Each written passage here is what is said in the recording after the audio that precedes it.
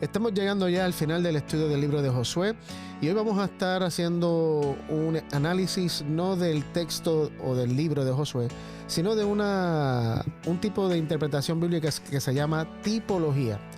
Se dice que Josué es una figura o un tipo que prefigura a Jesús. O sea que Josué tenía muchas cosas que apuntan a Jesús. Y vamos a estar analizando esta interpretación hoy, tipología, en esta edición de Estudiemos Juntos.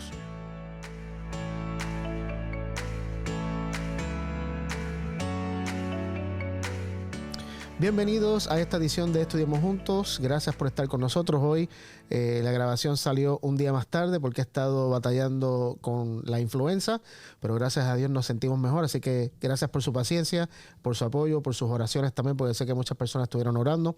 Pero estamos aquí ya de regreso a Estudiemos Juntos en esta lección número 10, que se titula El verdadero Josué. Estamos con Sammy y con Joel, que nos acompañan. ¿Cómo ustedes se sienten bien? Muy bien. ¿No se han enfermado? Un poco de sueño nomás. Okay. No, gracias a Dios, ha estado bien. Buenísimo. Bueno, pues vamos a comenzar con nuestro estudio, pero antes queremos recordarle algo que le hemos estado anunciando ya en las últimas 2 o 3 semanas, y es que el año que viene, en febrero, se me olvidaron las fechas, creo que es del 15 al 20 y algo, 22. Al 22, está la Escuela de Discipulado Orgánico en Córdoba, Argentina. Así que hemos estado anunciando esto y poniendo el número en pantalla de WhatsApp donde usted puede llamar o textear y allá le dan toda la información que usted necesita para poder registrarse. Así que si quieres experimentar algo que va a cambiar tu vida y que va a marcar un antes y un después, como siempre decimos, te pedimos que te comuniques y que te registres y que participes de esta Escuela de Discipulado Orgánico en Córdoba, Argentina, en febrero 2026. Muy bien, ahí está el número en pantalla, anótalo y entonces llama. Muy bien, vamos a comenzar con oración. Sammy, ¿pudieras comenzar orando? Dale. Señor, esta mañana te agradecemos por las bendiciones, por la vida, por estar aquí compartiendo juntos, y te pedimos que tú bendigas este programa, Señor, que cada palabra que se diga aquí, Señor, sea inspirada por ti, y también danos revelación mientras abrimos tu palabra y que podamos entender cosas nuevas. Y bendiga a todos aquellos también que están escuchando. En el nombre de Jesús. Amén. Amén. Muy bien. En la Biblia encontramos mucho esto que se llama tipología. ¿Qué es la tipología? Bueno, busqué una definición acá que dice que la tipología es un método de interpretación bíblica que entiende que ciertas personas, eventos, objetos o instituciones del Antiguo Testamento fueron diseñadas, usadas por Dios para anticipar, prefigurar o señalar realidades más grandes y definitivas reveladas en el Nuevo Testamento, especialmente en Jesús. Una definición un poco larga, pero prácticamente lo que está diciendo es que en el Antiguo Testamento se muestran personas, objetos, eventos que de alguna manera no que fueron diseñados para que señalaran a Jesús, pero Dios los usó de alguna manera para apuntar a lo que Jesús hacía. Uno de estos que hemos estado hablando, y creo que también con la lección del Éxodo, cuando estuvimos hablando del santuario, el santuario tiene muchos objetos, la mesa de los panes, el altar de sacrificio, que todo eso apuntaba, Todo. o sea, todo literalmente, No había nada que no apuntara. en el santuario todo apuntaba a Jesús. El problema no sé si decir problema, pero el punto de la tipología es que muchas veces, y vamos a analizar esto más adelante, en el Antiguo mismo Testamento te dice que es una figura de algo, pero muchas veces no te dice nada, y es en el Nuevo Testamento que a través de Jesús, a través de los apóstoles, descubrimos que eso era algo que simbolizaba o representaba algo de Jesús. Así que vamos a analizar ese tema en esta primera parte y vamos a dar un ejemplo. Vamos a Apocalipsis capítulo 21 y como te digo, está realmente la Biblia llena de todas estas cosas. Apocalipsis 21 nos muestra cómo la tierra prometida que Israel hereda y que ahora habita en el libro de Josué era una prefigura, era un tipo del antitipo. El antitipo es la realidad, o sea, a lo que apuntaba. El tipo es la prefigura, ¿no? Y la tierra prometida, en el caso de Josué, Dios se la prometió a Abraham, a Isaac y Jacob, y ahora en Josué pues la heredan y la viven. Pero fíjate cómo en Apocalipsis 21 nos muestra que esto era tal vez una figura de algo que va a venir. Apocalipsis 21, 1 al 7. Yo lo Vi leo. entonces un cielo nuevo y una tierra nueva, porque el primer cielo y la primera tierra habían dejado de existir, y el mar tampoco existía ya. Vi también que la ciudad santa, la nueva Jerusalén, descendía del cielo de Dios, ataviada como una novia que adorna para su esposo. Entonces oí que desde el trono salía una potente voz, la cual decía: aquí está el tabernáculo de Dios con los hombres. Él vivirá con ellos, y ellos serán su pueblo, y Dios mismo estará con ellos, y será su Dios. Dios enjugará las lágrimas de todos, de los ojos de ellos, y ya no habrá muerte, ni más llanto, ni lamento, ni dolor, porque las primeras cosas habrán dejado de existir. El que estaba sentado en el trono dijo: mira, yo hago nuevas todas las cosas. Y me dijo: escribe, porque estas palabras son fieles y verdaderas. También me dijo: ya está hecho. Yo soy el alfa y el omega, el principio y el fin. Al que tenga sed, yo le daré a beber gratuitamente de la fuente del agua de la vida. El que salga vencedor heredará todas las cosas, y yo seré su Dios y él será mi hijo. Muy bien, aquí está hablando de una tierra nueva y un cielo nuevo. Justamente la tierra nueva es lo que muchas veces también llamamos la tierra prometida, que lo sacamos ¿de dónde? Bueno, de la tierra prometida que Dios le había dicho a Abraham, Isaac y Jacob, y que Israel, en el libro de Josué, hereda. Y justamente en el versículo 7 dice: los que salgan vencedores heredarán todas estas cosas. Incluso usa la palabra herencia, que también es un tipo de lo que vamos a recibir, ¿no? De la herencia que vamos a recibir. Y esto es solo un ejemplo de muchos que vamos a estar analizando hoy, obviamente más específicamente con Josué. Pero ¿de dónde sale este principio de la tipología en la Biblia? Y sale de un texto justamente porque hay una palabra griega que es tupos, pero se escribe como si fuera tipos en español. Y está en Romanos 5. Y vamos a Romanos 5, versículo 14. Y de aquí es que sale este principio de interpretación de lo que se llama tipología. Romanos 5, versículo 14. Dice: no obstante reinó la muerte desde Adán hasta Moisés, aún en los que no pecaron a la manera de la transgresión de Adán, el cual es figura del que había de venir. Muy bien. ¿Hasta ahí? Sí. Muy bien. Acá en mi versión dice: ahora bien, Adán es un símbolo, una representación de Cristo, quien aún tenía que venir. La palabra ahí, símbolo, o ¿cómo era que usaba la tuya? Figura, la mía. Figura, es la palabra tupos. Y la palabra tupos en el griego quiere decir, es como una marca, una impresión que se hace de un golpe o un molde incluso. Puede ser un molde. No sé cuántos de ustedes han ¿cómo se dice? Baking. Sí, que han hecho... Cocinado. Baking. Sí, horneado. ¿Han horneado un pastel, un bizcocho Sí. alguna vez? Pues tienes un molde, ¿no? Y tienes una masa, y la masa se ajusta al molde. Pues el molde es lo que va a terminar. Ese es el tupos, según el griego, ¿no? Es lo que se echa ahí, coge la forma de eso. O si tú das un puño en la pared entonces coge la marca de tu mano, no sé, de lo que le hayas pegado. Así que la palabra tupos es eso, es la marca o impresión de un golpe, incluso de un soplo. Si tú soplas algo, dejas una impresión, es la impresión de algo. Y dice aquí que Adán era un tupos ¿de quién? De Jesús. De Jesús. O sea, Adán, Dios no creó a Adán para que fuera una prefigura de Jesús, pero Adán, por la experiencia que tuvo, prefigura a Jesús. O sea, Dios usó la experiencia de Adán, la vida de Adán, para hacerlo como un símbolo de algo que Jesús iba a tener. No sé si se entiende lo que estoy diciendo. Ok, así que eso es tipología.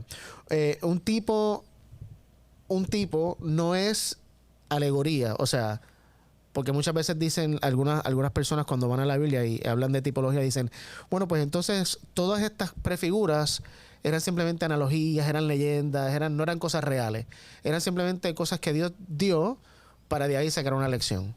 Bueno, según la tipología más conservadora, tal vez diríamos, dice que no, dice que todas las prefiguras eran eventos, personas o cosas reales. No eran inventos de la gente o fábulas que se sacaban para hablar de la tipología. Así que no eran inventadas, eran personas que existieron, eran objetos que habían en realidad en la historia bíblica. Y eso, un ejemplo de eso está en Hebreos 8:5, cuando dice el que escribe Hebreos, que dice que Dios le mostró a Moisés un modelo para construir el santuario como el que había en el cielo. Por eso hay muchas personas también que dicen que en el cielo hay un un santuario literal, hay un Sí, templo. que está el molde. Exacto, está el molde real, porque Dios le dijo de ahí, de esto que vas a hacer, de esta vas a hacer el tabernáculo, o sea, en la tierra.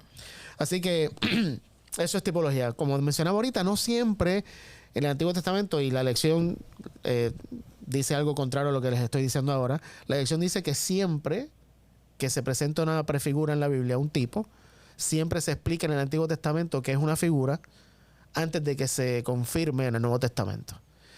Y cuando leí eso, pues, me estuvo raro porque pensé en algunas cosas que no pienso que tienen esa interpretación. O sea, no se explica que son una prefigura de Jesús en el Antiguo Testamento. Otras sí, estas no. ¿Tenés un ejemplo? Sí, tengo varios. Ah. Vamos a Romanos 5:14. Bueno, este Ya. mismo que leímos. Adán. Ujú. Adán, el nombre de Adán, actually, y esto quería buscarlo aquí rapidito. Adán, el nombre de Adán aparece en el Antiguo Testamento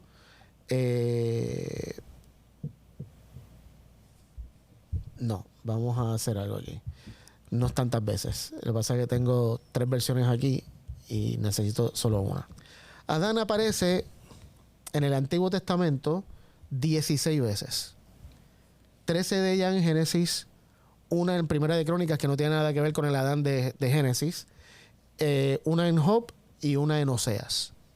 Y en ninguna de esas citas se menciona a Adán como una prefigura de Jesús. Una sombra. Como nada. Simplemente se menciona a Adán como el personaje. O sea, lo que la lección está tratando de decir es que toda la tipología que hay en el Nuevo Testamento lo menciona el Antiguo Testamento. La tipología del Antiguo Testamento, cuando es tipología, es explicada por el Antiguo Testamento de que es una Exacto. tipología, Sí. que es una sombra. Y entonces, de acuerdo a lo que Sí. él está diciendo, eso es lo que entendí, que la lección está diciendo que si no está explicado, no es una tipología. Pero que no está explicado en el Antiguo Testamento. Correcto. Correcto. Ok. Sí. Que la lección dice que toda tipología en el Antiguo Testamento Pero Sí. ¿no será que la lección está diciendo que en el Nuevo Testamento está explicado o solamente porque, en el exacto. Antiguo sí, Testamento? dice que en el Nuevo Testamento está explicado, pero que el Viejo Testamento te sugiere o te indica que es una tipología. Ok. Ok. Todas. ¿Y Porque lo es qué santuario. ¿Qué ejemplo usa? Ajá. Aquí vamos. Dice, lección. es crucial entender, y esto está en la lección del domingo, es crucial entender que los escritores del Nuevo Testamento no atribuyeron al azar un significado tipológico a algunos textos del Antiguo Testamento. Un tipo del Antiguo Testamento siempre es confirmado como tal en los escritos proféticos antes de que adquiera un cumplimiento antitípico en el Nuevo Testamento. Mira.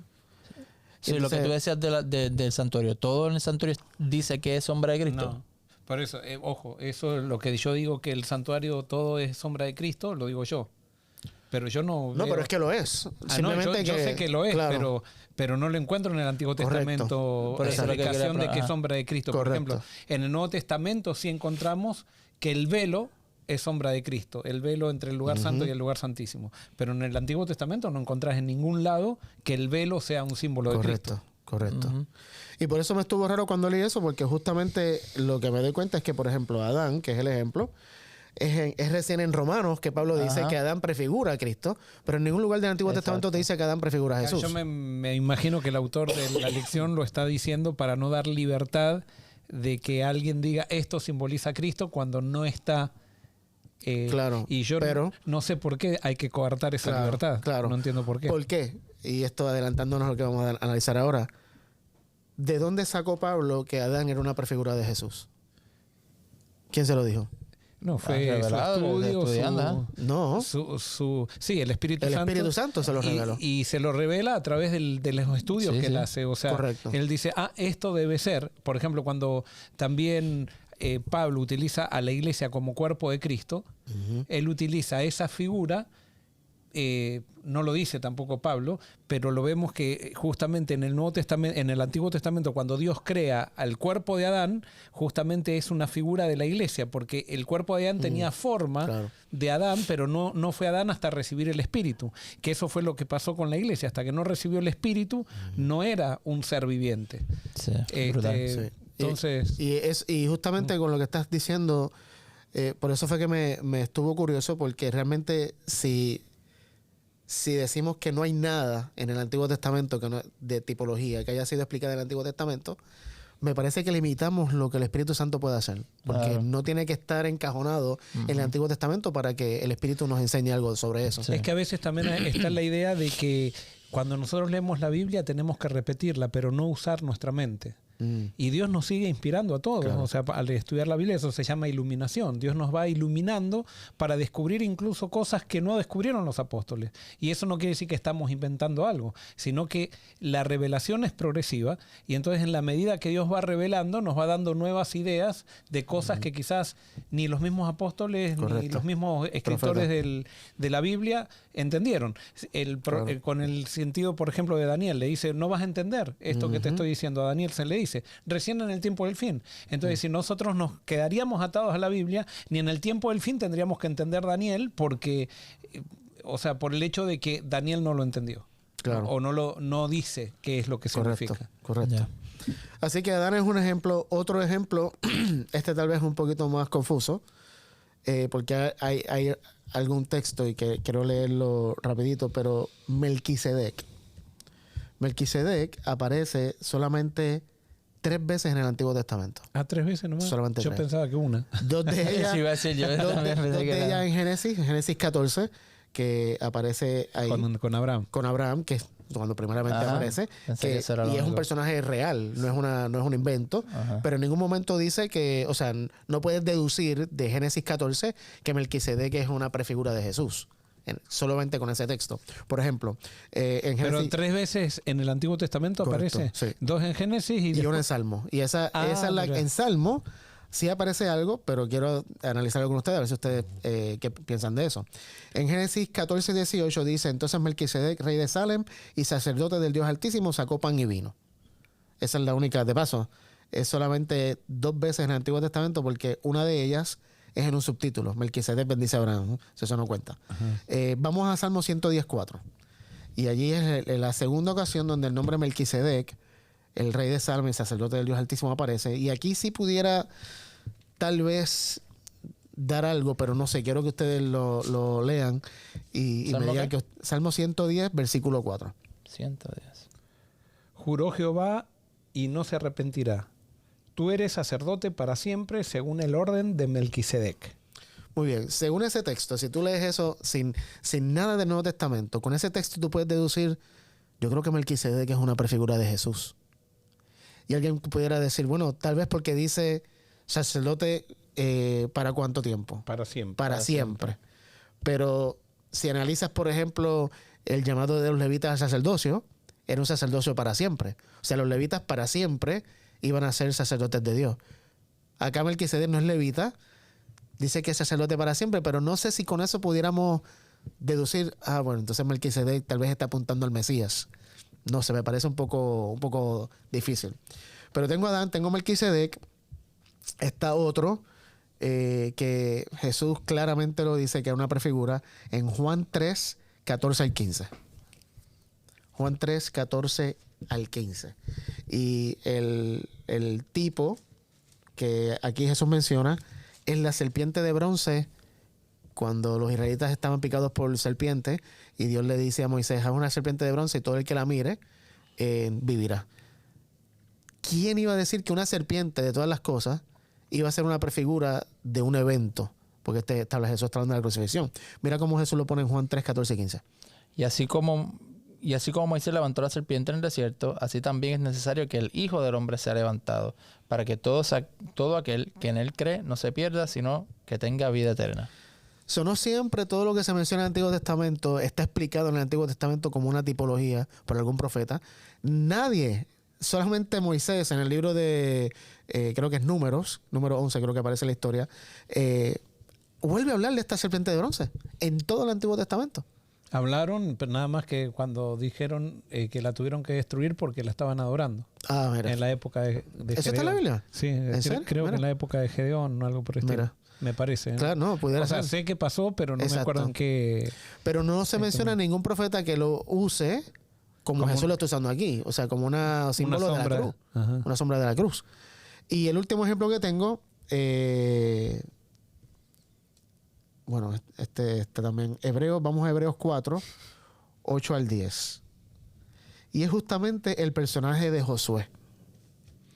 Aunque ahora pensándolo, sí hay algo que podemos deducir de Josué, pero Sí. así que no lo leamos. Vamos a verlo ahorita. Ahorita lo vamos a hablar. Sí. Pero anyway, a lo que voy con esto, como decía ahorita, es el Espíritu Santo el que nos revela todas estas prefiguras, todos estos tipos que hay en la Biblia. Y no podemos limitarlo al Antiguo Testamento explicado porque, sin duda, como decías tú, Joel, ahorita, a medida que vamos creciendo en la intimidad con Dios, en la medida en que vamos llegando a ciertos tiempos de la historia, el Espíritu Santo nos va a revelar cosas que son para este tiempo.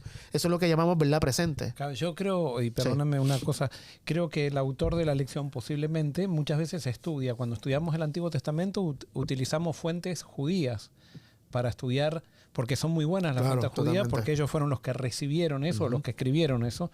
Pero entonces las fuentes judías, por supuesto, no aceptan la interpretación del Nuevo Testamento del Antiguo Testamento.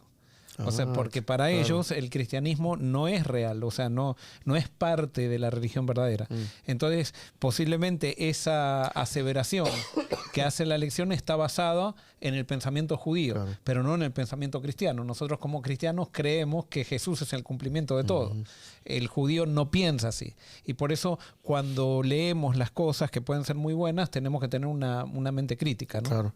Aparte de que también, y esto no lo estudié a fondo, pero asumo que como todas las escuelas de interpretación, en esto de la tipología debe haber diferentes ramas, ¿no? O sea, hay algunos que piensan, como el autor de la lección tal vez, que no, todo, y si no está en el Antiguo Testamento, entonces no puede tener un cumplimiento del Nuevo Testamento, y están los otros que dicen no, como nosotros, como yo pienso, creo que ustedes también están en esa misma línea, de que sí puede haber algún tipo de interpretación en el Nuevo Testamento que no estuvo en el Antiguo. So, debe haber también diferentes ramas dentro de la misma tipología, ¿no? Esto nos lleva al próximo punto. Otro paso de la tipología, porque la mayoría de las cosas siempre apuntan a Jesús. O sea, la tipología siempre termina en Jesús. Casi todo, ¿no? Termina en Jesús. Y en esta rama de la tipología que voy a compartir con ustedes ahora, muestra que la tipología del Antiguo Testamento, cuando vas al Nuevo, se manifiesta en 3 fases. Jesús, la fase, lo que se llama cristológica. Jesús es el antitipo. La iglesia o la fase eclesiológica y la fase escatológica, o sea, la del tiempo de fin. En otras palabras, un tipo del Antiguo Testamento, una prefigura, en el Nuevo Testamento está identificada en Jesús, en la iglesia y en eventos del fin. Y eso me llamó mucho la atención, porque de alguna manera Jesús está unido a la iglesia y a lo escatológico también, al tiempo del fin. Y vamos a ver algunos ejemplos en Juan 2, 19 al 21. Aquí vemos el tipo del templo, el templo. Juan 2, 19 al 21. ¿Qué dice? Jesús le respondió: destruyan este templo y en 3 días lo levantaré. Entonces los judíos le dijeron: ese templo fue edificado en 46 años y tú en 3 días lo levantarás. Pero él hablaba del templo de su cuerpo. Muy bien. So, Jesús aquí está diciendo que el templo, que en el Antiguo Testamento era el lugar donde Dios se manifestaba, donde estaba la presencia de Dios, dice, no, yo soy el templo. O sea, el templo del Antiguo Testamento era un tipo del antitipo que es Jesús. Jesús es el templo, yo soy el templo. Ahora vamos a ver 1 Corintios 3:16. 1 Corintios y Sammy, búscate Apocalipsis 21-22. Joel, 1 Corintios 3:16. ¿Acaso no sabéis que sois templo de Dios y que el Espíritu Santo de Dios está en vosotros? Entonces acá Pablo dice que ¿quién también es el templo? La iglesia, la iglesia es el templo. O sea, Jesús es el templo, la iglesia también tiene un cumplimiento, un antitipo de lo que es el templo. Y finalmente Apocalipsis 21-22. No vi en ella ningún templo, porque su templo son el Señor y el Dios Todopoderoso y el Cordero. Muy bien, aquí está hablando de la tierra nueva, cuando ya la Nueva Jerusalén, estamos habitando en la Nueva Jerusalén y está describiendo la Nueva Jerusalén, dice Juan, en ella no hay templo, porque el templo es Dios y el Cordero. Ellos son el templo. So, escatológicamente está eclesiológicamente está y cristológicamente está. O sea, en ese sentido se podría decir que el templo es la presencia de Dios. Claro. Porque la presencia de Dios está en la iglesia y, está en el templo, y ese es el antitipo. Exacto. Recuerda que si usamos la palabra como el griego lo usa de tupos, de que es un molde, el templo simplemente era un molde donde estaba la presencia No, de al Dios. contrario. El molde es el Correcto, sí, gracias. Exacto. La presencia de Dios y Correcto. lo demás es... Exacto. ok. So, la presencia de Dios es la realidad y el templo simplemente era lo que representaba. Sí, y el templo al final termina siendo, porque cuando dice que Dios, el Espíritu habita en la iglesia, está diciendo que el Espíritu habita en nosotros, porque nosotros somos iglesia. O sea, Correcto. el Espíritu no habita en un edificio. Correcto. No habita en una institución, habita en personas que formamos parte de ellas. O sea, si, Sí, si claro. no están las personas, no están en ningún lado. Exacto, exactamente. O sea, lo que nosotros hoy definimos como iglesia, que es el edificio, cada vez que ese edificio queda vacío, No hay nada. Dios no está ahí.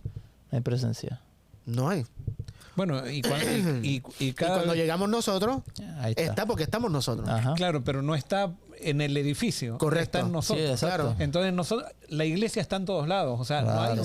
no se va a Claro. la iglesia. La iglesia está en todos lados donde están aquellos que estamos llenos del Espíritu Santo. Y será por eso que Jesús dijo, donde haya dos o más reunidos en mi nombre, ahí estoy yo. Claro. O Ahí sea, está eso es un templo, eso es Eso una es un iglesia. templo, eso es una iglesia. Nada más que se da, o sea, el concepto de iglesia se da en comunidad, nunca se da en isla. O sea, Ajá. no es yo solo. Es cuando yo estoy... Unido, Jesús dos claro. o tres dijo Jesús, ¿no? Ajá. O sea, cuando estoy con otro, allí está iglesia. Si no, yo soy un hijo de Dios, por supuesto, pero no soy iglesia hasta el momento que me uno con otro. Porque hay muchas personas que piensan que yo estoy con Dios y entonces estoy haciendo iglesia. No, puede ser que estés con Dios en una isla y no estás haciendo iglesia. Mientras no estemos en un propósito común que infunde el Espíritu a través de Jesús y unido a otro para hacer misión, no estoy haciendo iglesia. Me hiciste pensar en algo tremendo que tal vez ustedes ya lo habían pensado, pero entonces eso significa que hay una diferencia enorme entre lo que es templo y lo que es iglesia. Totalmente, sí. Bueno, Porque, por ejemplo, templo soy yo solo. Yo soy el templo de Dios porque Dios el es ser en mí. humano. Ajá. Pero iglesia, no. Iglesia es comunidad, es un gathering. En inglés, Ya. iglesia, no sé cómo se dice gathering, una reunión, un meeting, ¿viste? Eso es iglesia. Sí. So, como decías tú, no puede haber iglesia yo- conmigo yo- solo. Conmigo solo existe un templo. Yo soy el Ojo, templo de alguien Dios. puede decir, pero yo vivo, suponete, en el Ártico y me entregué a Cristo y estoy solo acá. No, no está solo. Porque justamente en el Espíritu está unido con claro. todos los que tienen el Espíritu. El problema es que puede haber alguien que piense que está en el Ártico, que está lleno del Espíritu y que está solo y está solo. Y no es así. Claro. Siempre la iglesia está donde la gente, y estoy unido, aunque no conozca a esa gente, estoy unido a esa gente. Tremendo. Porque iglesia es comunidad. Sí, no, y eso es como un caso bien Sí, eso es bien exagerado. ¿viste? exagerado, pero realmente creo que no debe haber excusa de que no vivamos en relaciones. Para mí, eso de decir, no, bueno, es que no hay nadie, lo que sea, no, siempre va a haber con quien compartir la vida. Claro, pero tenés, por ejemplo, el concepto medieval que era, si yo quiero hacer santidad y quiero hacer iglesia, tengo que aislarme Apartarme, sí. a un monasterio. claro. Y en el No. monasterio no relacionarme con nadie, estar en silencio, Claro. en un claustro Sí. y estar Horrible. sin hablar incluso.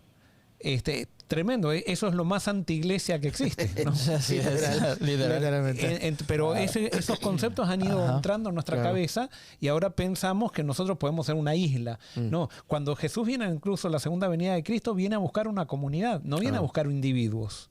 Sí. Por supuesto, una comunidad formada por individuos, pero individuos llenos del Espíritu que están unidos por una experiencia interior que tienen todos, y eso es lo que los identifica, eso es lo que los une y eso es lo que los proyecta en misión incluso. Y volviendo a lo que estaba enseñando de lo del antitipo, para mí ese es el valor de esto, porque entonces ahora uno no simplemente se centra en la figura, sino te Correcto. puedes centrar en el principio real. Y entonces, en este caso, si hablando de la iglesia, si entendemos realmente cuál es la figura, cuál es el antitipo real, entonces podemos hacer iglesia como se supone que se haga. Entonces ya no se le da tanta importancia a la figura, a lo que no es importante, y se le da realmente valor a lo que es importante, que no es reunirme en un edificio, sino es realmente vivir Las en personas. con las personas. Y el gran problema del cristianismo moderno es que nos encanta centrarnos en los tipos. Ujú. Y cogemos allá y analizamos Bueno, aquello. ha sido el problema e de, todo, ignoramos, de toda la humanidad. eso. Correcto, ignoramos lo esencial y por eso esto puede sonar como un cliché que siempre decimos acá, pero literalmente es que todo termina en Jesús. O sea, Jesús es el centro, es la figura central de toda la Biblia, de toda la historia, de todo lo que Dios está tratando de revelarnos, es Jesús. Y por eso, al final del día, es Jesús en lo que tenemos que concentrarnos. Brutal. Bueno, se nos ha acabado el tiempo. Queríamos dejarte con esas palabras. En la próxima parte vamos a estar analizando específicamente cómo Josué encaja en esta tipología y qué eventos, qué palabras o qué cosas Josué hizo que apuntan a Jesús. Así que gracias por estar con nosotros y que Dios te bendiga.